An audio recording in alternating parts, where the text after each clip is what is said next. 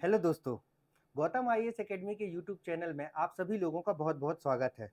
तो जैसा कि कल हमारी क्लास जो कि संविधान सभा पर बेस्ड थी, उसी की चर्चा को जो हम आगे कंटिन्यू करते हैं और देखते हैं कि संविधान सभा का गठन जो कि कैबिनेट मिशन के आधार पर किया गया था 1946 में, उसने भारतीय संविधान सभा की किस प्रकार से संरचना को निर्धारित किया, या भारतीय संविधान का जो स्ट्रक्चर है वह किस प्रकार से था अकॉर्डिंग टू कैबिनेट मिशन।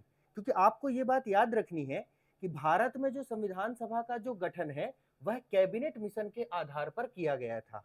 ठीक है, तो कैबिनेट मिशन के बारे में तो कल हमने चर्चा कर ही लिया था कि यह एक 3 सदस्यीय मिशन था, जिसके एवी अलेक्जेंडर, स्टेफोर्ड क्रिप्स और लॉर्ड पैथिक लॉरेंस जो थे ये मेंबर्स थे, और जो लॉरेंस महोदय थे वो इसके अध्यक्ष थे।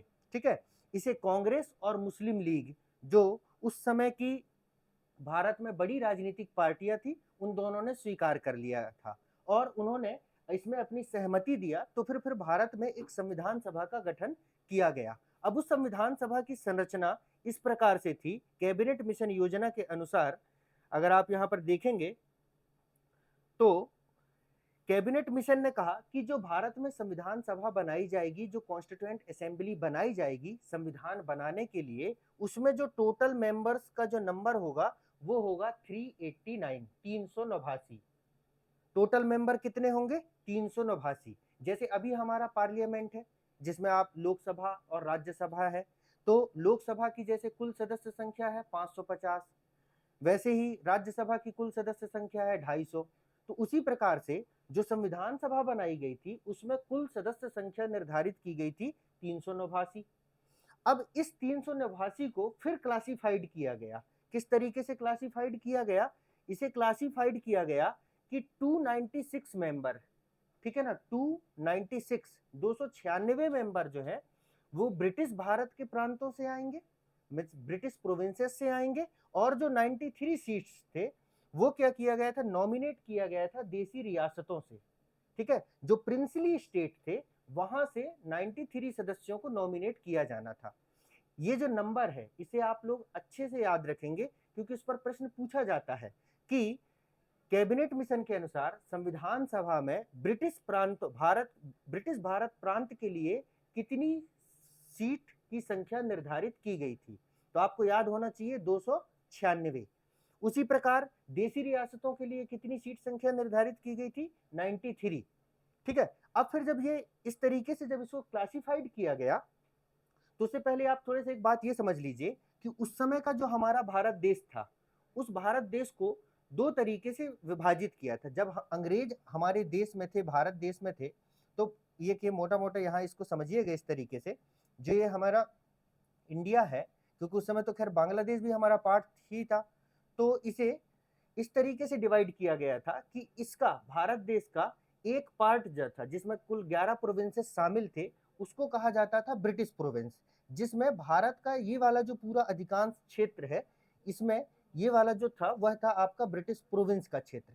अब इसमें बीच बीच में इस तरीके की कुछ देसी रियासतें हुआ करती थी जिनको कहा जाता था प्रिंसली स्टेट। ठीक, देसी रियासतें।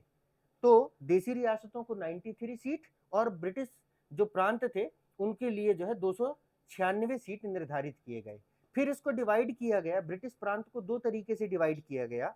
एक प्रांत था गवर्नर के शासन वाले प्रांत, मतलब जहां पर गवर्नर डायरेक्ट रूल करता था। जैसे अभी जैसे हमारे यहाँ पर वर्तमान में जो हमारे 28 राज्य हैं हमारे देश में, जैसे वर्तमान में 28 राज्य हैं, उस समय जहां जो गवर्नर के शासन वाले प्रांत जो थे वो वर्तमान के राज्य के समान थे, जहां पर गवर्नर का शासन हुआ करता था। उस और जो है उस समय पर क्या था कि यहाँ पर ये जो चार थे वो थे चीफ कमिश्नरी शासन प्रांत। चीफ कमिश्नरी जो है शासन प्रोविंस जो है वो थे चार, इनकी संख्या थी चार। जैसे अभी वर्तमान में जैसे हमारे देश में जो यूटीज होते हैं ना, यूनियन टेरिटरीज हैं, उस तरीके से उस समय चीफ कमिश्नरी प्रांत हुआ करता था, तो इनकी संख्या थी चार। तो चार सीटें यहाँ निर्धारित की गई, और फिर जो बाकी बची हुई सीटें, मतलब कितनी बची? 292 सीटें जो है वह गवर्नर के शासन वाले प्रांतों से निर्धारित की गई। मतलब इस 296 को जो है फर्दर डिवाइड किया गया 292 प्लस 4 मीन्स 4 में। ठीक, तो ये बेसिकली जो है संविधान सभा के सदस्यों की संख्या के आधार पर उसकी संरचना है। अब इसके बाद जब हम आगे देखते हैं तो हम यहाँ पर देखेंगे कि अब इस पर जो संविधान सभा के मेंबर जो आने थे, जो संविधान सभा के सदस्य बनने थे, उनका निर्वाचन किस प्रकार से किया जाना था और कहां से किया जाना था, ये एक मुद्दा था। क्योंकि उस समय तक भारत में जैसे आज वर्तमान में यूनिवर्सल एडल्ट फ्रेंचाइज लागू है, उस तरीके का सिस्टम उस समय पर नहीं था। ठीक है, वहां पर उस समय सीमित मतदान, लोगों को जो है लिमिटेड फ्रेंचाइज प्राप्त था। तो संविधान सभा में निर्वाचन के लिए जिस निर्वाचन पद्धति का प्रयोग किया गया था वो था इनडायरेक्ट निर्वाचन, इनडायरेक्ट इलेक्शन। अब इस इनडायरेक्ट इलेक्शन में क्या होता था, ये जो आपका इनडायरेक्ट इलेक्शन है, इसके लिए एक मेथड यूज किया गया था जिस मेथड को कहा जाता है PR with STV system, proportional representation by single transferable vote system. इस मेथड से जो है इनको चुना गया। इस बात को आप ध्यान नहीं रखेंगे तो भी चल जाएगा, बस आपको ये याद रखना है कि अप्रत्यक्ष निर्वाचन के माध्यम से संविधान सभा के सदस्यों का जो है चुनाव भारत में आयोजित किया गया ब्रिटिश प्रांतों में। ठीक, और इसमें समुदायों का विभाजन जो है वह 3 तरीके से किया गया। 3 मुख्य समुदाय थे, मुस्लिम थे, सिख थे और सामान्य थे। और इस विभाजन का उद्देश्य था सांप्रदायिक निर्वाचन जो प्रणाली थी, कम्युनल रिप्रेजेंटेशन या इलेक्शन सिस्टम है, उसको ध्यान में रखते हुए भारत में समुदायों को 3 तरीके से बांटा गया, मुस्लिम, सिख और सामान्य। ठीक है, इसमें थे मुस्लिम, सिख और जनरल। तो जनरल में हिंदू धर्म और हिंदू से रिलेटेड और बाकी जो अदर रिलीजन थे उनको इंक्लूड कर दिया गया था। तो समुदायों का विभाजन 3 तरीके से किया गया। इसमें निर्वाचन के लिए अप्रत्यक्ष निर्वाचन का प्रयोग किया गया और क्या था, 10 लाख की जनसंख्या पर एक सीट निर्धारित की गई थी। जैसे अभी भी होता है ना, जो हमारे प्रतिनिधि होते हैं उनके पीछे जो है उनकी कॉन्स्टिट्यूएंसी होती है, उनका जो है निर्वाचन क्षेत्र या उनका संसदीय क्षेत्र होता है, जहां पर अगर मान लीजिए उस क्षेत्र की जनसंख्या जितनी भी होती है उतने लोगों के वो प्रतिनिधि होते हैं। तो ऐसा निर्धारित किया जाता है कि अगर किसी पर्टिकुलर क्षेत्र में 10 लाख जनसंख्या है तो वहां से एक प्रतिनिधि चुना जाएगा। तो उस समय क्या किया गया था, 10 लाख की जनसंख्या पर एक सीट निर्धारित किया गया। तो और इस प्रकार से टोटल सीटें कितनी थी, 389। ठीक, तो ये जो सीटों की संख्या निकाली गई वो इस प्रकार से निकाली गई। फिर इसके जो चुनाव है, जो संविधान सभा है उसका जो चुनाव है वह जुलाई अगस्त 1946 में आयोजित किया गया था। कब आयोजित किया गया था, ये एक इंपॉर्टेंट फैक्ट है जो आपको याद रखना है कि संविधान सभा के लिए, कॉन्स्टिट्यूएंट असेंबली के लिए जो इलेक्शन है वह जुलाई अगस्त 1946 में जो है आयोजित किए गए थे। और उसका जो रिजल्ट है, जब परिणाम आया तो उसमें 296 जो सीट है उसके लिए चुनाव आयोजित किए गए थे भारत में। ठीक, अब इसमें जब जो 296 है उसका बंटवारा कुछ इस प्रकार से है कि जब चुनाव के परिणाम आए तो उसमें से 208 सीटें मिली थी कांग्रेस को, 73 सीटें मिली थी मुस्लिम लीग को और 15 सीटें मिली थी अन्य को। मींस ये जो 296 सीटों पर जो चुनाव हुआ था, क्योंकि 93 सीटें जो थी यहां पर तो मेंबर क्या है, नॉमिनेट होने थे, नॉमिनेट होने थे। मींस इन्हें प्रिंसली स्टेट के जो हेड होते थे, मतलब जो राजा महाराजा हुआ करते थे देसी रियासतों के, उनके द्वारा जो है मनोनीत करके भेजा जाना था। कितने मेंबर्स को, 93 मेंबर्स को। लेकिन ये जो 296 मेंबर थे इनका होना था इलेक्शन, और इलेक्शन कहां से होना था, ब्रिटिश प्रोविंस से। जो आपका ब्रिटिश प्रोविंस है वहां से जो है, जो ब्रिटिश प्रांत है वहां से इनका इलेक्शन होना था। तो इलेक्शन हुआ भी, इलेक्शन कब हुआ, जुलाई अगस्त 1946 में। और जब उसका परिणाम आया तो इस 296 में से क्या हुआ, 208 सीटें मिली कांग्रेस को।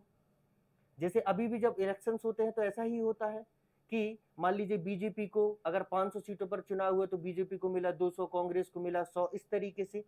तो और फिर मुस्लिम लीग को कितनी सीटें मिली थी, 73, और जो अन्य थे उनको मिली थी 15 सीटें। इस प्रकार से ये चुनाव का परिणाम था। तो आपको ये याद रखना है कि संविधान सभा के लिए जो चुनाव आयोजित किया गया था उसमें कांग्रेस को कितनी सीटें मिली थी, तब आप जो है 208 अपने आंसर की तरफ जाएंगे। ठीक है, चलिए इसके बाद में एक पॉइंट यहाँ पर और ये भी लिखा हुआ है कि जब हमारे देश का, क्योंकि ये संविधान सभा गठित की गई थी जब भारत और पाकिस्तान के बीच में बंटवारा नहीं हुआ था, मतलब उस समय टोटल सीटें थी 389। लेकिन आपको पता है कि 14 अगस्त 1947 को भारत से पाकिस्तान को पृथक कर दिया गया, मतलब पाकिस्तान को एक अलग देश बना दिया गया 14 अगस्त 1947, और 15 अगस्त 1947 को भारत को स्वतंत्रता प्रदान की गई। तो उससे के बाद जब हमें स्वतंत्रता मिली, उसके बाद क्या हुआ, जो पाकिस्तान वाला क्षेत्र है वर्तमान का, वो तो सारा पाकिस्तान में चला गया, तो वहां पर जो सीटों की संख्या थी उनको घटा दिया गया। तो विभाजन के बाद, ठीक है, आफ्टर पार्टीशन जो टोटल सीटें हैं वो 299 रह गई थी। मींस ये जो 389 सीटें थी ये कम होकर के कितनी हो गई थी, 299। लेकिन इसके बावजूद भी जो संविधान सभा है वो अपना कार्य जो है कंटिन्यू कर तरीके से जो है कर रही थी, उसमें कहीं कोई दिक्कत नहीं आई, सिर्फ सीटों की संख्या कम हो गई।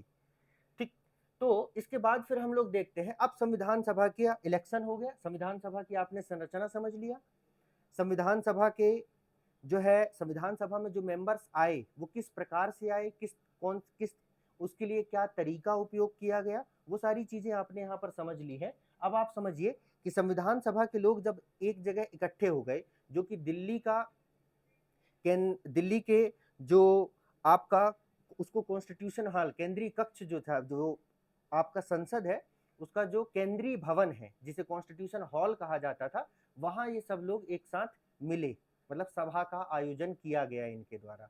तो जिस दिन पहली बार ये वहां पर मिले केंद्रीय कक्ष में संसद भवन के, जिसे अभी कॉन्स्टिट्यूशन हॉल कहा जाता है, तो वह पहली बैठक का जो दिन था वो था 9 दिसंबर 1946। ठीक है, 9 दिसंबर 1946 को जो है वह संविधान सभा की जो है वह पहली बैठक हुई।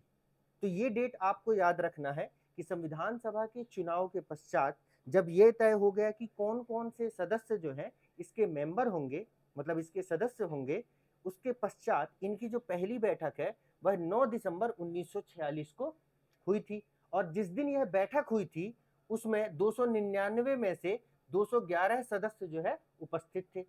ये भी एक पॉइंट आपको यहाँ पर याद रखना है। तो ये है संविधान सभा की पहली बैठक। अब संविधान सभा की पहली बैठक हो गई, पहली बैठक होने के बाद संविधान सभा के सामने मुद्दा ये आया कि हम लोग यहाँ पर बैठ के करेंगे क्या। चलो ये भी स्पष्ट था कि हमें एक संविधान बनाना है, लेकिन वो संविधान हमारा कैसा होगा, मतलब हम अपने देश के लिए किस प्रकार का संविधान बनाना चाहते हैं, या हम अपने नागरिकों को क्या अधिकार प्रदान करना चाहते हैं। इन सब तमाम चीजों पर एक विजन डॉक्यूमेंट की आवश्यकता थी। जैसे कभी आप लोग कभी कोई प्लानिंग करते होंगे तो प्लानिंग करने के पहले आप लोग ये तय करते होंगे कि आपको अचीव क्या करना है। मीन्स पहले आप अपना जो है गोल या जो भी आपका एम होता है उसको सामने रखते हैं, यार कि आपको जो है एनटीपीसी का एग्जाम निकालना है। ठीक, आपने जब ये तय कर लिया कि मुझे एनटीपीसी का एग्जाम जो है निकालना है, फिर उसके बाद क्या करेंगे, आप उससे रिलेटेड जो भी सोर्सेस हैं, जो भी आपका स्टडी मटेरियल है उसको गैदर करेंगे।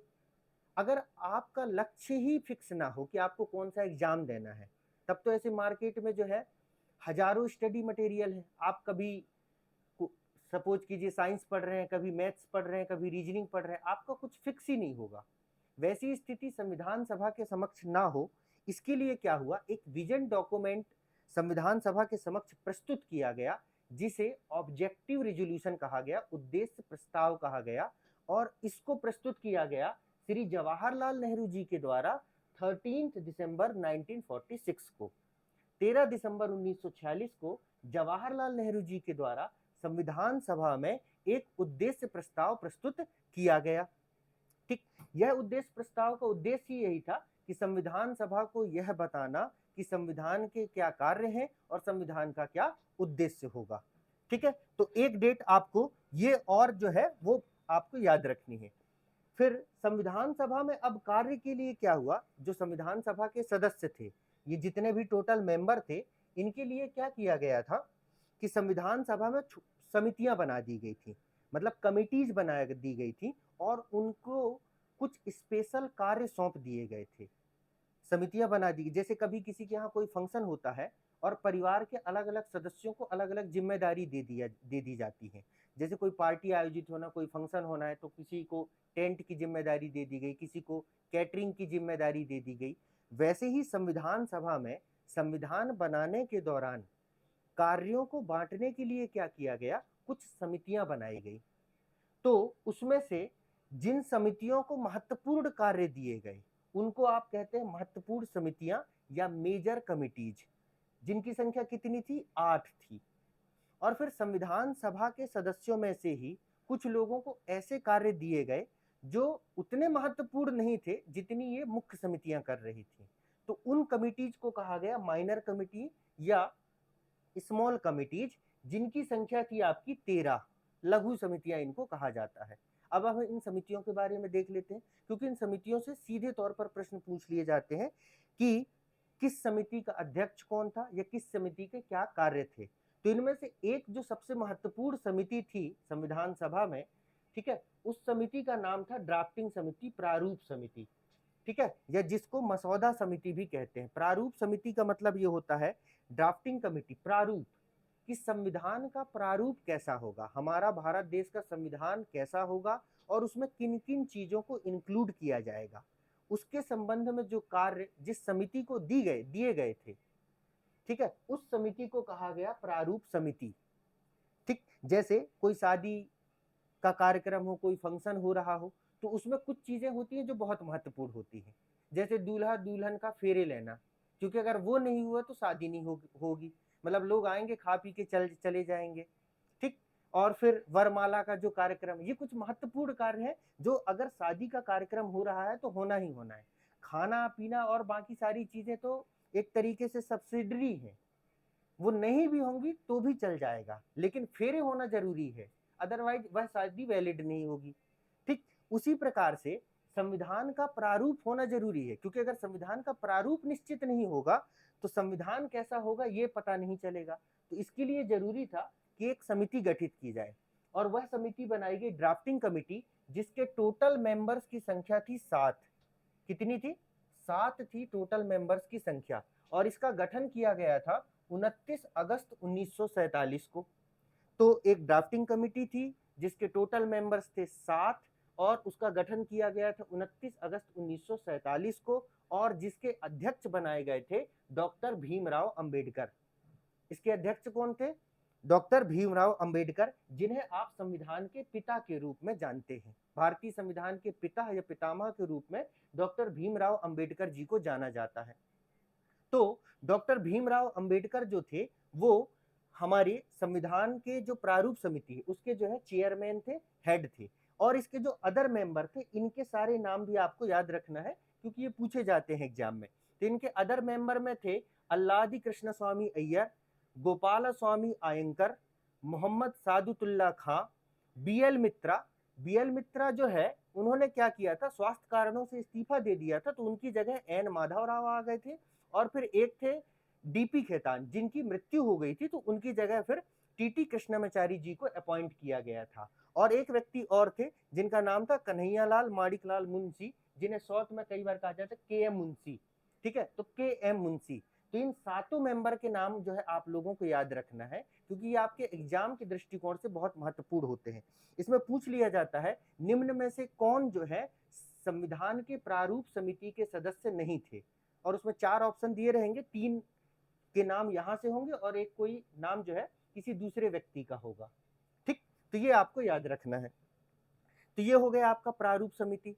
प्रारूप समिति के बाद में जो अन्य महत्वपूर्ण समितियां थी उसमें था एक संघ संविधान समिति, मींस संघ के लिए जो संविधान बनना था वो समिति थी। तो संघ संविधान समिति जो था, तो संघ संविधान के अध्यक्ष कौन थे, जवाहरलाल नेहरू, ये भी आपको याद रखना है। एक थी संघ शक्ति समिति, यूनियन पावर कमेटी, उसके अध्यक्ष भी थे जवाहरलाल नेहरू। एक थी प्रांतीय संविधान समिति, प्रोविंशियल कॉन्स्टिट्यूशन कमिटी, इसके अध्यक्ष थे सरदार पटेल।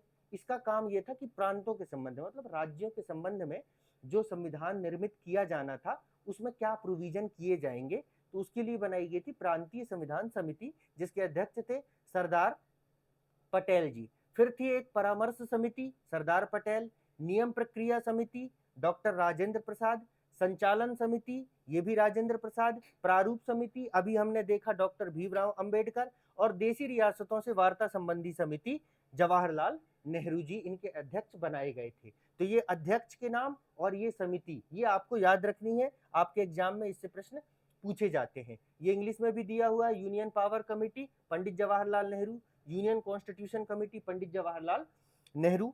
तो इस तरीके से ये भी आप यहाँ से देख लीजिएगा।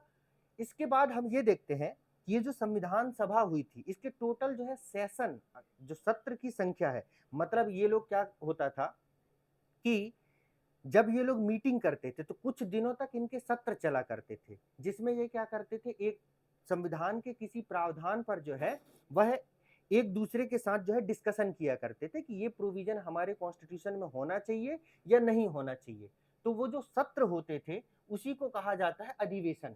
ठीक है, तो संविधान सभा के टोटल जो है वह 11 अधिवेशन हुए थे, 11 सेशंस जो है कॉन्स्टिट्यूएंट असेंबली के हुए थे, 11 अधिवेशन।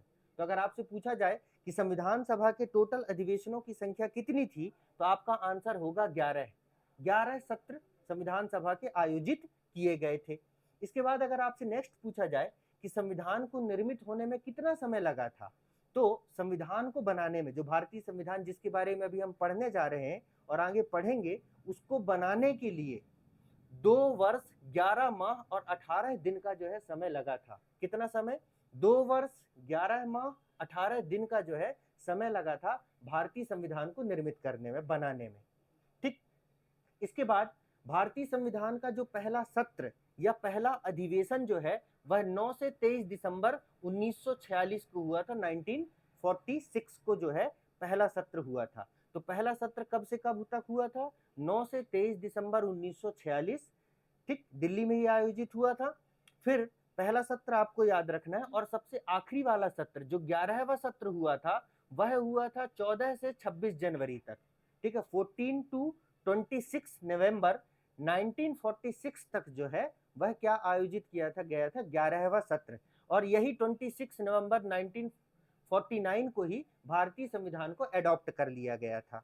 ठीक, तो 11वां सत्र का जो है ये जो डेट है ना, 14 टू 26 नवंबर 1949, ये आपको जो है यहाँ पर याद रखनी है। इसके बाद में अगला प्रश्न ये बनता है कि बी आर अम्बेडकर जी के द्वारा जो है फाइनल ड्राफ्ट कब रखा गया, क्योंकि ड्राफ्टिंग कमेटी के हेड कौन थे? B R Ambedkar. तो इनके द्वारा जो फाइनल ड्राफ्ट है वह 4 नवंबर 1948 को रखा गया था, जिस पर फिर बाद में जो सदन के सदस्य हैं उन्होंने चर्चाएं की थी। तो ये तारीख 4 नवंबर 1948, ये आपको याद रखना है कि इस दिन बी आर अम्बेडकर जी के द्वारा संविधान सभा के समक्ष जो है फाइनल ड्राफ्ट रखा गया था। इसके बाद अगली महत्वपूर्ण तिथि जो आपको याद रखनी है वो ये है कि हमारे भारतीय संविधान को अंगीकार किस दिन किया गया था, एडॉप्ट किस दिन किया गया था। तो वो तारीख है 26 नवंबर 1949 को भारतीय संविधान को अंगीकार किया गया था, एडॉप्ट किया गया था, अपनाया गया था। देखिए 11वां सत्र कब से कब तक चला है? 14 से 26 नवंबर तक। और आपको पता है कि 11वां सत्र आखिरी सत्र था, मतलब ये आखिरी वो दिन था जब सभी मेंबर एक साथ मिले थे अपने संविधान सभा के कक्ष में।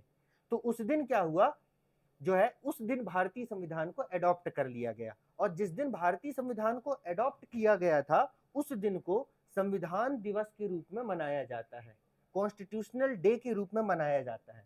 तो भारतीय संविधान के अपनाने के दिन को मीन्स 26 नवंबर को जो है वह संविधान दिवस के रूप में मनाया जाता है। इसके बाद में भारतीय संविधान को इन्फोर्स्ड कब किया गया था, मतलब लागू कब किया गया था? तो भारतीय संविधान को लागू किया गया था 26 जनवरी 1950 को, 26 जनवरी 1950 को। और इस दिन को आपको पता है कि हम लोग 26 जनवरी को जो है हम गणतंत्र दिवस के रूप में मनाते हैं। अब प्रश्न ये उठता है कि सर 26 जनवरी ही क्यों?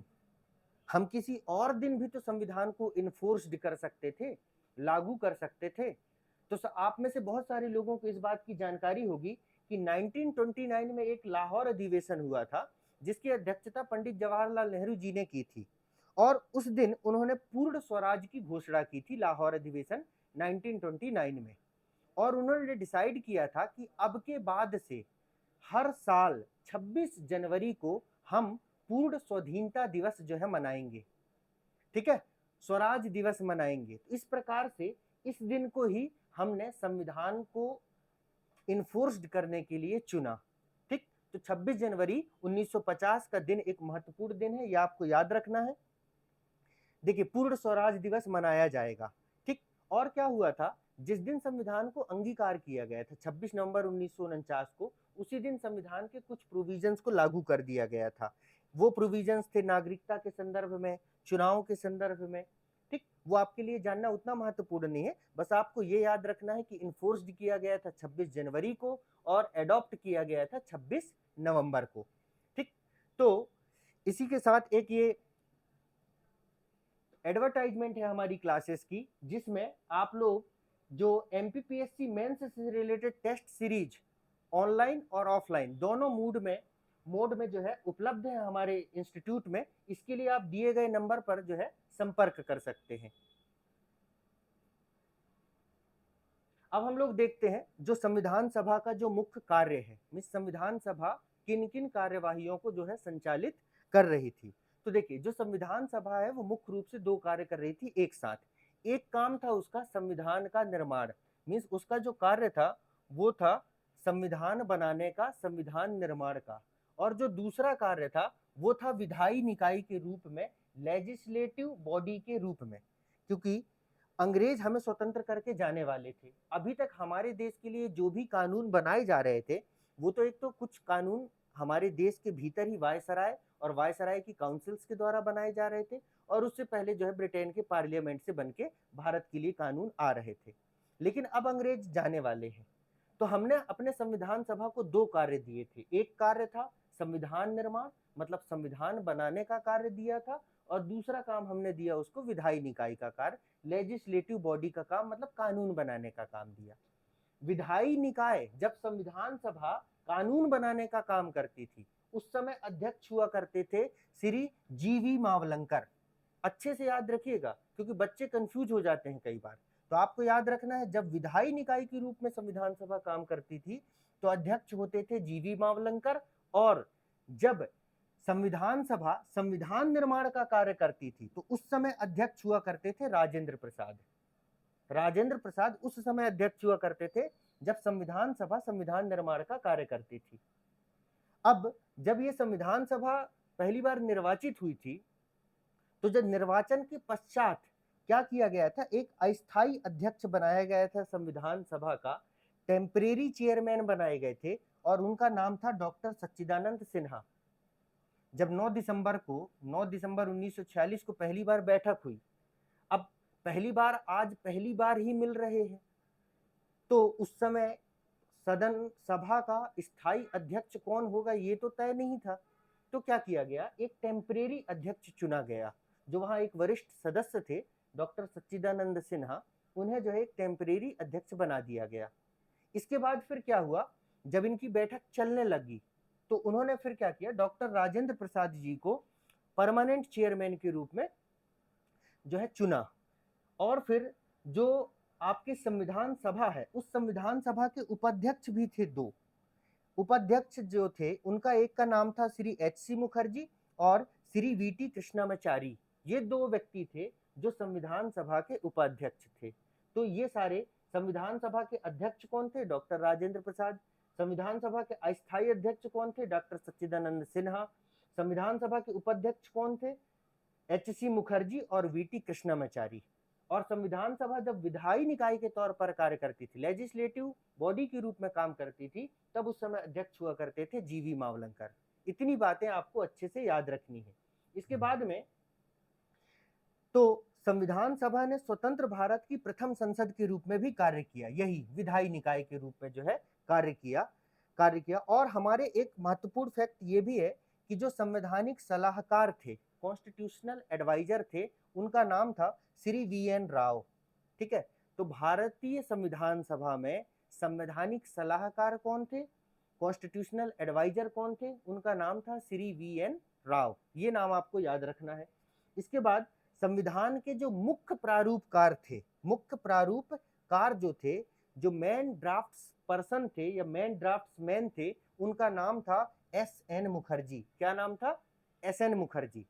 प्रारूप समिति के तो अध्यक्ष बी.आर. अम्बेडकर थे, लेकिन जो संविधान के मुख्य प्रारूपकार थे, ठीक है, जो ड्राफ्ट्समैन थे, उनका नाम था श्री एस.एन. मुखर्जी। ये पॉइंट भी आपको याद रखना है संविधान सभा के संदर्भ में।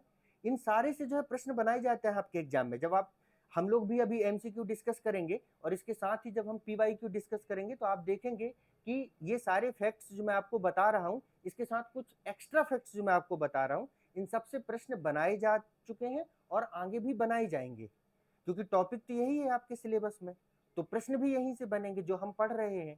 ठीक, अब इसमें देखिए कि संविधान सभा के और भी अन्य क्या कार्य थे। जैसे अभी तो 2 कार्य आपने देखा कि एक संविधान बनाना, एक कानून बनाना। इसके अलावा भी इसके कुछ अन्य कार्य थे। उन्होंने क्या किया था, संविधान सभा के द्वारा जो राष्ट्रध्वज है, जो भारत का जो तिरंगा है, उसको अपनाने का काम जो है वह संविधान सभा के द्वारा जो है किया गया था। और वो किस दिन किया गया था? राष्ट्रध्वज को जो है अपनाने का कार्य किया गया था 22 जुलाई 1947 को। ये तारीख आपको याद रखना है। तो संविधान सभा के द्वारा राष्ट्रध्वज को कब अपनाया गया? 22 जुलाई 1947 को।